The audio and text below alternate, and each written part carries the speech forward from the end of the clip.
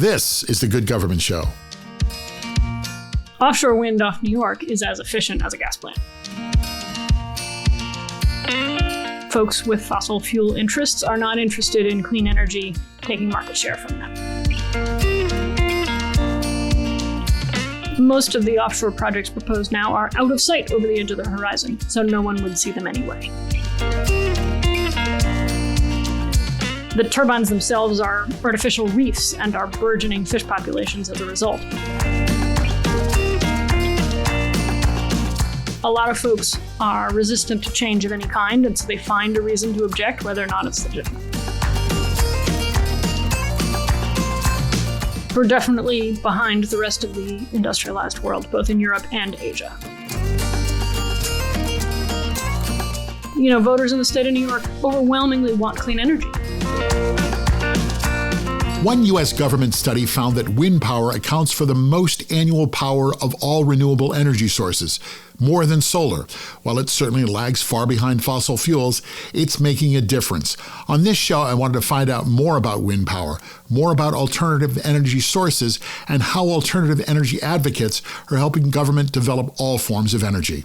Welcome to The Good Government Show. I'm Dave Martin. First, help us share the message of good government by liking us and sharing us where we are on all your favorite social media. Make sure to review us and share our show everywhere. We all need to talk about good government. Marguerite Wells is the executive director of the Alliance for Clean Energy New York.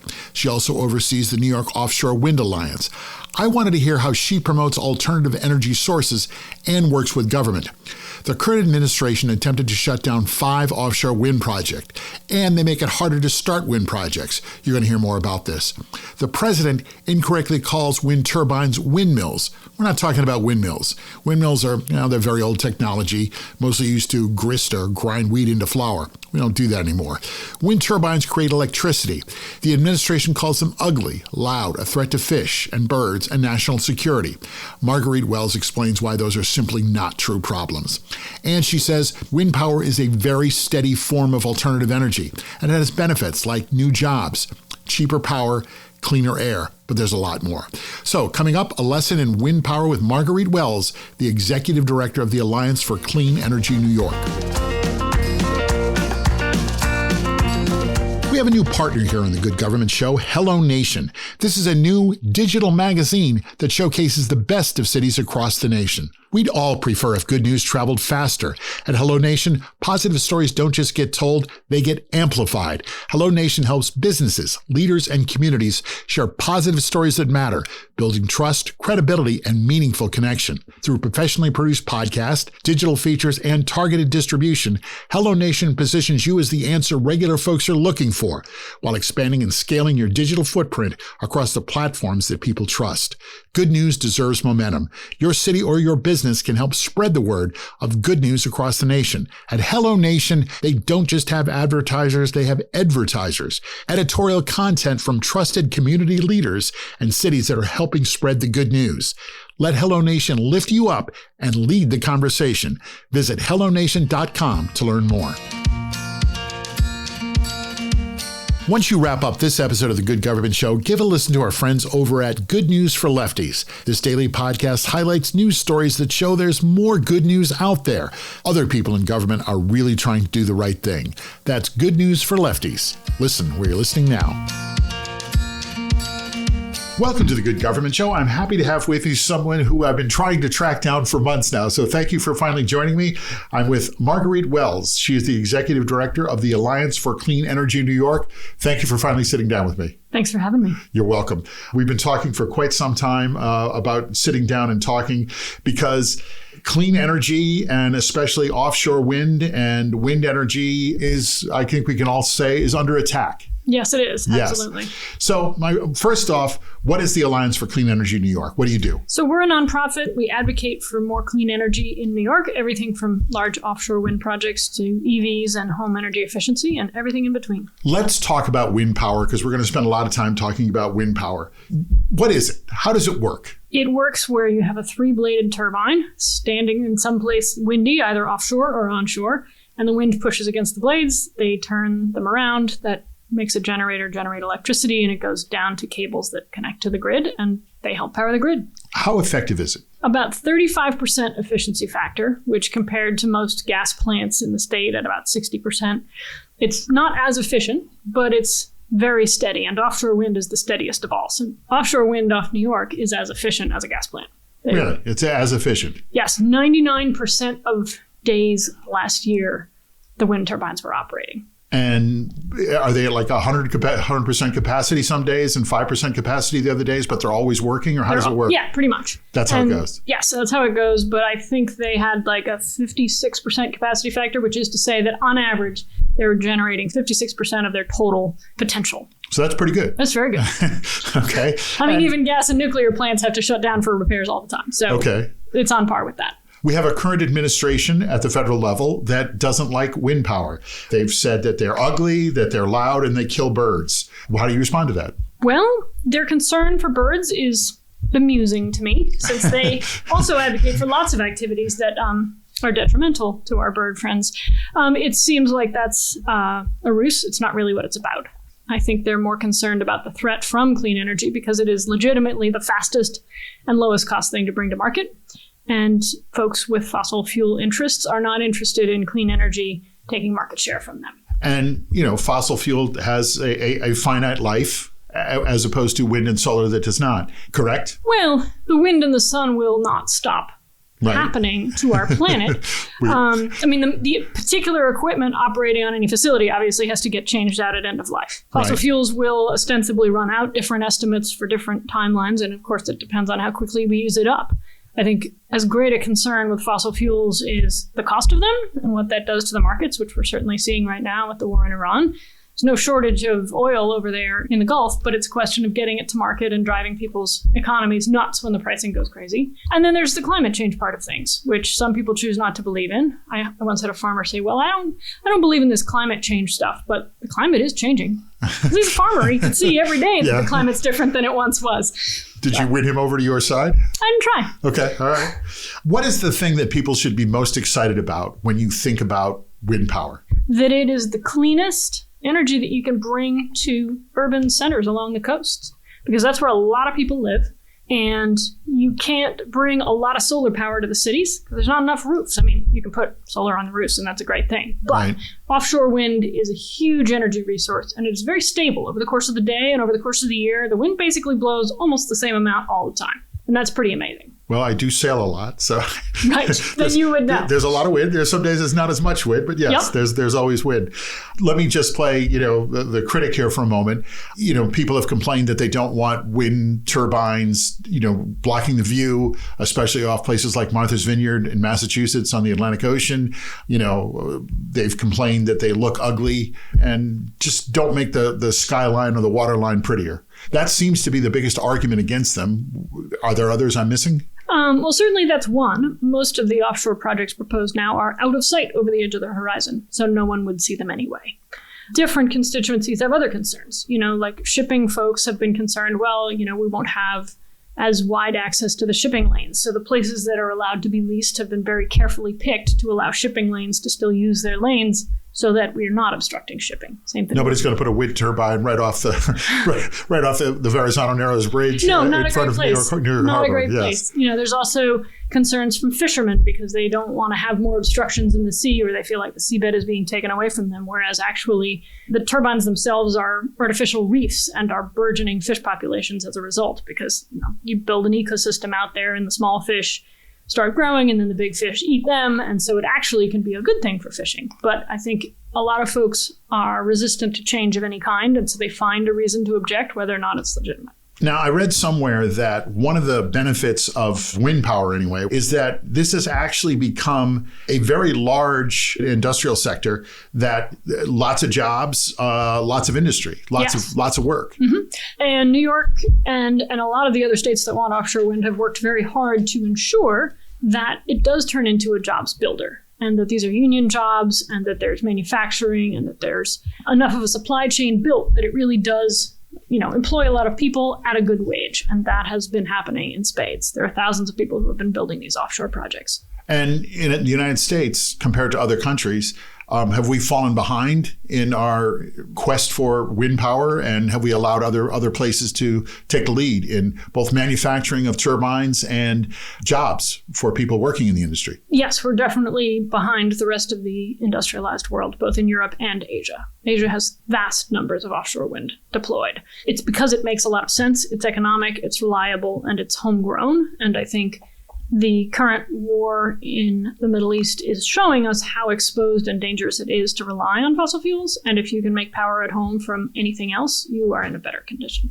So recently, I guess back in December, there were 5 wind projects that were halted. One was the Empire Wind Farm here in New York, the Sunrise Wind Farm, which is also New York and New England, and Revolution Wind Project. Those are just 3 of them. That was, I believe, off the coast of Rhode Island. Where are we with all these now? And are we getting any wind out of them? A couple of them are generating, yes. They have been able to get back to work, and some of them have gotten completed enough to start delivering electrons to the grid, yes. So there was a lot of court cases. There was a lot of back and forth in court about stopping the projects and starting the projects. Are they all back on track? All those 5 are back on track, yes. Are they securely back on track? Well, nothing's sure in this world, so I'm not betting on what happens tomorrow. But they are certainly working apace and working as if they will get completed. What's the thing about wind power you'd like everyone to know? That it is much better for wildlife than the opponents would have you know. So they are not actually killing lots of birds. They have no impact on whales whatsoever. All of that gets studied very, very diligently at the outset, and mitigation is being done by these projects ahead of time to end up with a net positive for the wildlife. So that's all just a ruse used by the opponents to try to scare people off. Do oil wells offshore cause more problems for birds than wind farms offshore? Yes, oil spills are quite detrimental. Okay. And birds do fly into all solid objects that are tall. Buildings, far more than wind turbines. Even stationary towers like communication towers, birds hit them in storms all the time. And planes. And planes, too. So let's just talk a little bit about how your organization, ACE, the Alliance for Clean Energy, how do you work with government? Because this is the Good Government Show, so we like to have people get excited about government projects. Tell me about how you work with government to help, increase wind power and alternative energy sources. Sure. So we focus only on the state of New York. And so we work with the New York agencies that relate to energy. So there's the Department of Public Service. There's the Office of Renewable Energy Siting. There's NYSERDA, which is New York State Energy Research and Development Authority. We work with the Department of Environmental Conservation. All those folks have a hand in the puzzle of citing these projects, approving them, and moving them forward. And we work with all of them every day. Why should government support this? Why should they give, money to wind energy? Why is it important for government to get involved? Why can't private industry just do it on their own? Well, there's a both and. So one, in New York, there's an enormous amount of regulation. So they have to be involved in the permitting just by the way the laws of the state of New York are put together. In some states, the state has nothing to say about citing large energy projects. They build them wherever they want, however they want, essentially. That's not how it works in New York. In terms of incentivizing clean energy, there's a huge amount of benefit because a bunch of prongs. One of them is health related. So when people live downwind of fossil fuel plants, they have negative health impacts. We saw that during COVID, where the neighborhoods that were downwind of the fossil fuel plants had the worst COVID because they have the worst lung condition in the first place. Same thing with transportation. Transportation is a huge source of particulate matter that is detrimental to people's health. If we can get our transportation clean and get our electricity supply clean, that's better for the health of the state of New York. So there's the health part. Then there's the jobs part. When we buy fossil fuel, it's an endless train of spending money on that fuel, and all of that money goes out of state. When you build renewable energy, the money going into that project stays here in the state for the jobs, the tax revenues. All of that is spent here. So it's more recirculating in our economy than it would be with fossil fuels.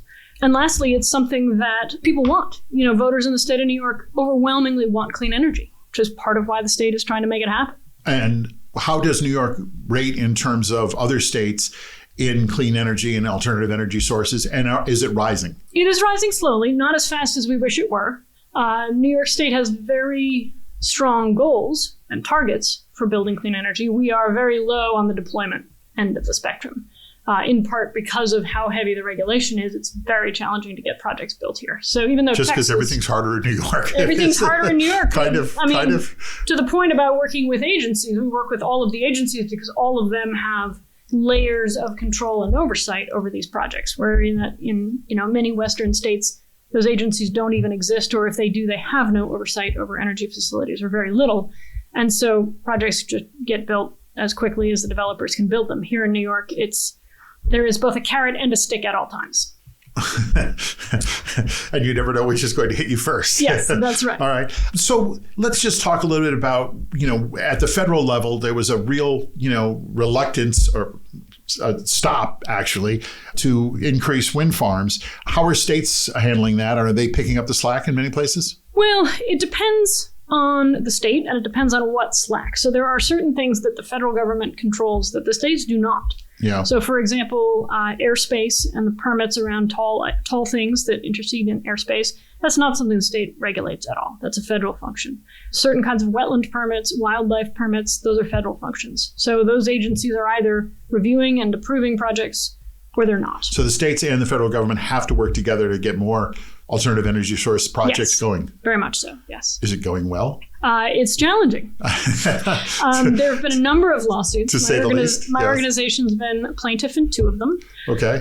Both of them have to do with the permitting of wind and solar projects at the federal level.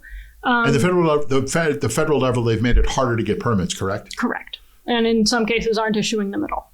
At all? Yes. And is there anything the states can do for that? The states have been fantastically supportive. In the first of those lawsuits, the states were the lead plaintiffs. There were 17 state attorneys general, plus the District of Columbia, who were the lead plaintiffs in that suit to try to reopen permitting for wind. That sounds like good government. It was great.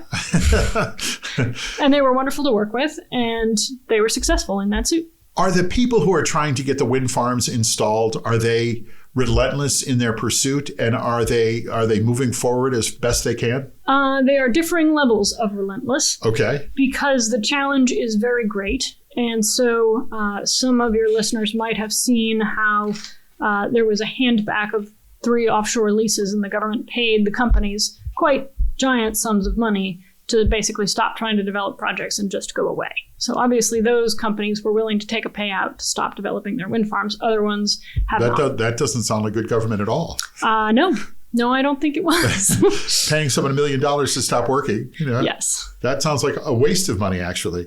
And bad government. I've seen a lot of numbers here. One of them was, I think, the Sunrise Wind Farm. It said, I read an article, it said 12 turbines can power 70,000 homes. Does that make a difference? Is that enough? Put that number in context. So there has been this idea that because renewable energy is variable, that it does not actually back down fossil fuel plants. And that's a total fallacy. It does. And you can see it in real time. If you look at a picture, there's real-time graphs of how the New York State grid is operating in every given moment. And you can see that when wind and solar start generating, it drives gas off the grid, which is basically the marginal thing that fills every gap. And so gas is a helpfully flexible fuel in the plants that we run it in. But every megawatt of clean energy we generate is 1 megawatt of gas we don't have to use. And that's global warming that doesn't happen and pollution in neighborhoods that doesn't happen. You've been I've read some press releases that you've put out, been rather critical. You called a baseless stop work order for offshore wind. Can you explain that? Sure. So in that circumstance, it was said that this is when the current administration was trying to shut down the wind farms. Right. And the rationale given in the moment was that national security was at risk and these projects could not be constructed any further because there was some nebulous risk to national security, which has never been elucidated, even in the resulting court cases. And it just seemed like a red herring. And so, yes, I said it was baseless because it seemed baseless. And there has, even Governor Kathy Hochul said, if there's a national security risk off the waters of New York State, I need to know what it is. Please tell me. And even the governor of New York has not heard anything about it. Well, yeah, and you thanks for bringing that up because I had that in my notes somewhere. Is classified national security risk is what these offshore wind farms pose. Right, and so that's just the baseless part. So every wind turbine has to get approved at the federal level and is reviewed in part by the Department of Defense. And this is a standard thing. These agreements that Department of Defense negotiates with every project, onshore and offshore, the risks are known because basically wind turbines their movement confuses certain radar units. And so I think the thing that the government is construing here is that this proves a national security risk. There are many known fixes to this, and every one of them is engaged in these agreements that every project has already negotiated. These 5 projects that were stopped, they already had mitigation agreements in place with Department of Defense, analyzing every possibility. And at the end of the day, the government has the right, if a genuine risk showed up, to shut those wind farms from operating while the risk is assessed or while something is problematic. So they already have all the right they need. They didn't need to do any of this. Has there ever been a risk cited or a risk discovered? Not to my knowledge. Would you know? Well, I'm certainly not classified clearance in any way. Right. However, I have never heard of an instance where one of these wind projects is shut down for that reason. Tell me where wind figures into alternative energy sources. You've got solar power, you've got nuclear power, you've got, of course, fossil fuel power, hydropower. Where do all these fit in, and how vital are wind farms in trying to come up with alternative energy sources? They're really important, in part because they are relatively stable. I mean, in windy places, the wind blows a lot and fairly steadily all year round. If you live on a windy hilltop in rural America, that wind is peeling at your shutters constantly, and you know about it. Okay. And that is the kind of place you put a wind farm because it's always generating electricity. So that's very helpful. Solar, by contrast, has a very known pattern of generation, but everybody knows that after the sun sets, it's not capturing any energy. Happily, the sun does generally shine when we're using the most electricity, so that's a great thing about solar power, and it's a very good complement to wind power, which is a much steadier generation profile.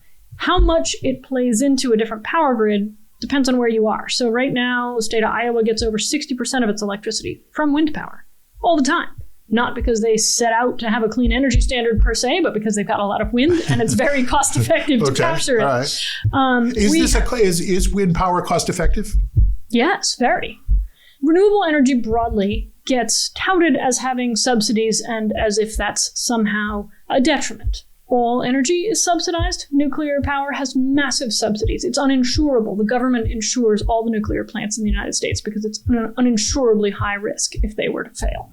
So there's a massive subsidy. Oil and gas has permanent subsidies in the tax code. Renewables have never had any permanent subsidies of any kind. So when recently the federal government said, well, wind and solar are mature now, they shouldn't need subsidizing, so we'll just take the subsidies away, that made the playing field less even, not more even. I see here somewhere, and I think this came from your office, a $5 billion tax credit goes towards energy savings. $5 billion we save with this. Oh, more than that. That's just a particular batch of projects that my group is advocating for the state to recontract with, because we think that capturing those $5 billion in credits is worth it to the New York State ratepayer. We don't want them going away because those credits are sunsetting, and so we want them captured before they sunset. But when you just talked about wind and solar, they must work together, and neither one of them are a final solution, correct? That's right. I mean, it's wind and solar and energy storage and hydropower and other resources. There's lots and lots of different resources that are out there, but we need all of them right now because with load growth, it's, the rising rates people are seeing are mostly because of a shortage of electrons. There's a supply and demand problem. So the quickest electrons we can put on the grid are going to be clean energy electrons. What would you like the future to be? All clean energy, because I think climate change is a genuine threat, and we want energy that doesn't pollute, doesn't cause health problems, and doesn't warm our planet. What do you say to the people who go, it's no such thing. It's not that bad. We've been through this before. We've seen high temperatures. This is not, a crazy idea in the cycle of the Earth. It's not a crazy idea in the cycle of the Earth. It is a crazy idea in the cycle that humans have been alive on this planet. That's the difference. Yes, the Earth will certainly survive, and some species will survive. Will we be among them? I think that's an open question. Could you be a little more bleak? But that's upon us. We can do something about it. That's why I wake up every morning excited to do my job.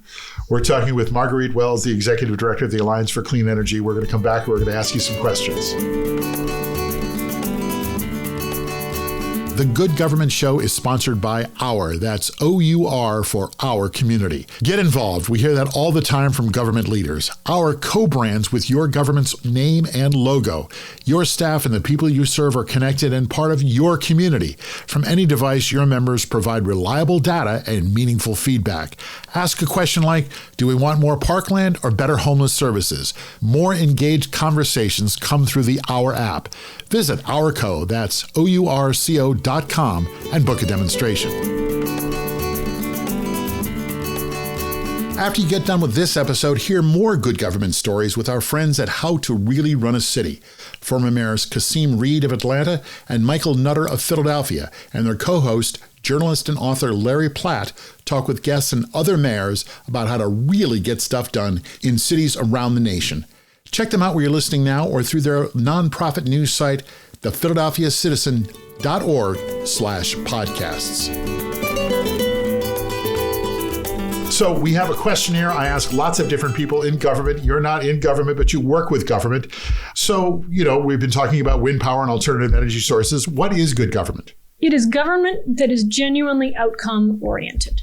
It is not what's written on the piece of paper. It's the results. What do we get for our people? Do we get better health? Do we get lower rates? Do we get better quality of life? Are we getting that? Some cases yes, some cases no. What would you change? I would change duplicative regulation that works at cross purposes between agencies. I think there is much to be said for all rowing in the same direction. When I read the book Abundance last winter, I felt there was an enormous amount of truth to what I was reading there, because a lot of what, for example, in the discussion of why high-speed rail in California has never been built despite enormous support for it at every level of government and across the population, it has been death by 1,000 cuts that has prevented that project from getting built. And it is the same with renewable energy here in the state of New York and in some other places as well. So getting everyone to row in the same direction and not come up with reasons to say no, but find ways to say yes. What should people do who want to see more offshore wind farms and want to see alternative energy sources, if not fast-tracked, not sidetracked? Well, voting is certainly one thing that most people are able to do and that is hugely powerful. Vote for candidates that are interested in clean energy. What got you into all this? I was a full-time farmer, and a neighbor... What were you growing? I was growing plants for green roofs, actually, a lot of succulents. I ran a wholesale plant nursery. And a neighbor said, hey, we should have a wind farm in our town because we've got a windy hill and we've got a transmission line that crosses it. Let's get a wind farm done. And you said, great idea. I said, yes. And I said, here, take my number. Call me sometime if I could be helpful. And he called me up. He said, do you know what a PDF is? Can you print one of these? And I said, I do know what a PDF is and I can print one. And that's what made me a wind developer. The next thing you know. You work with government agencies at multiple levels, here in New York State at the state level, but also with, other organizations. What would you like people to know about government that they probably don't know?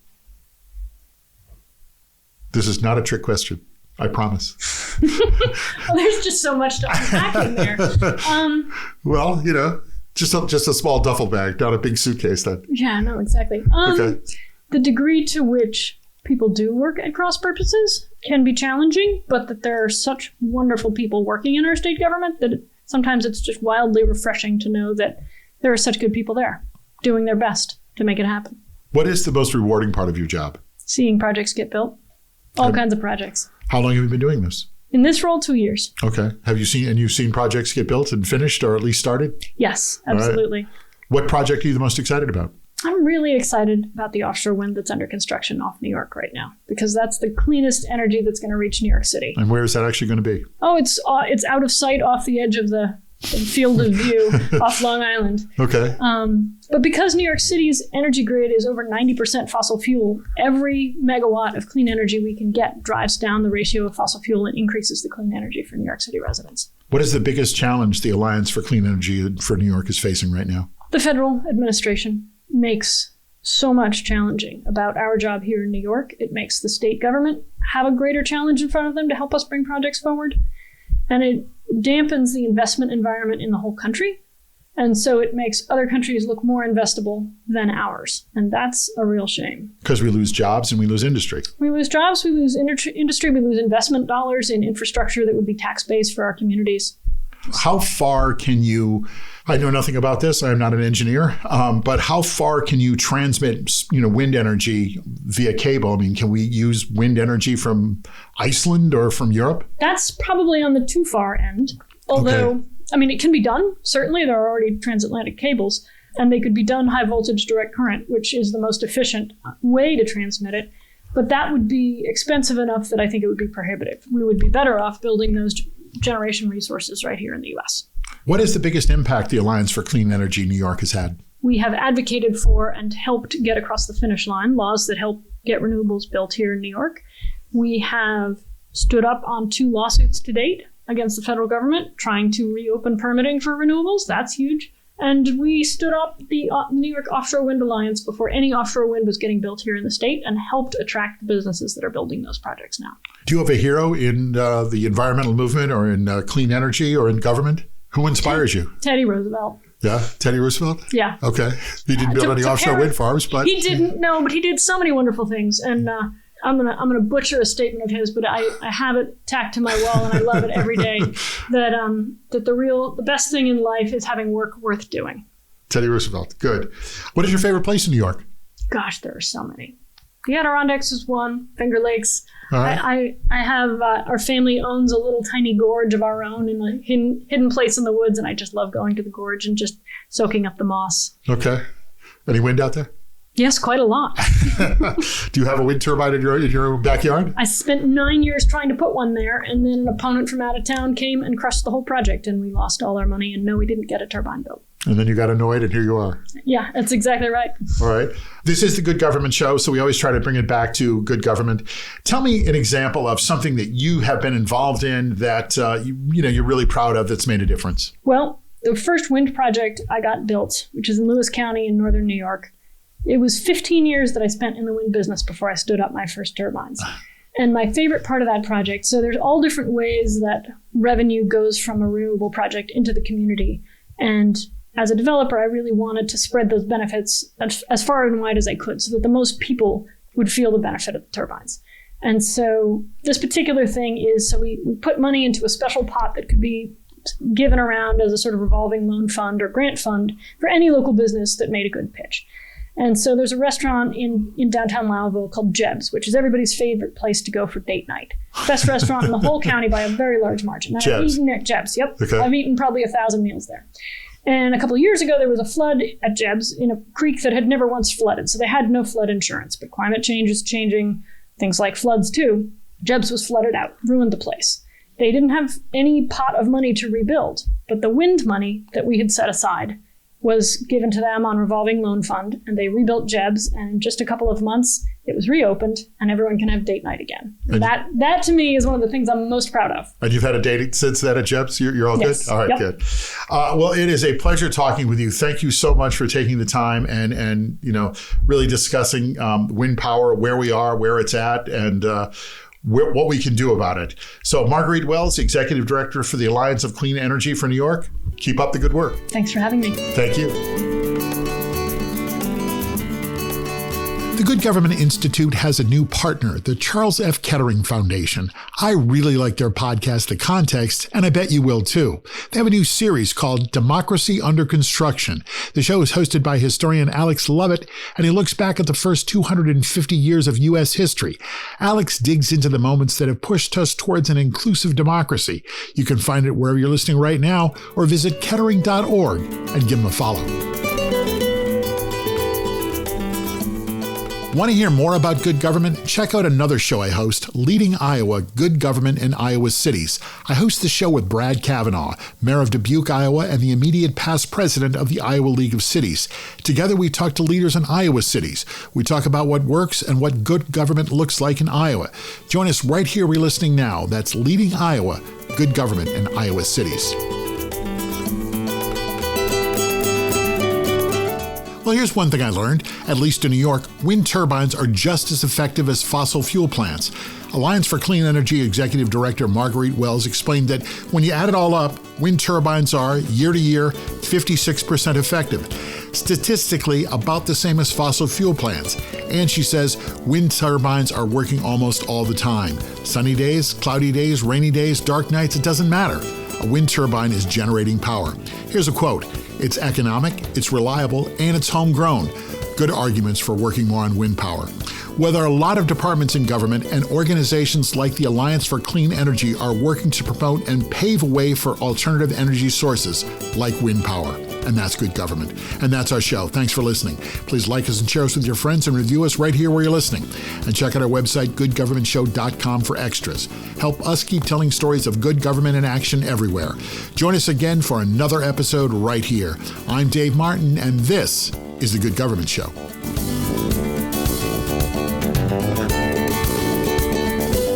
The Good Government Show is produced by the Good Government Institute, a nonprofit organization promoting civic engagement and civic education.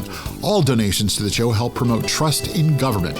You can donate at goodgovinstitute.org. That's goodgovinstitute.org. Executive producers are Jim Ludlow, Dave Martin, that's me, and David Snyder. Jason Stershik is our editor and producer. Join us again to hear good stories about our government right here on The Good Government Show.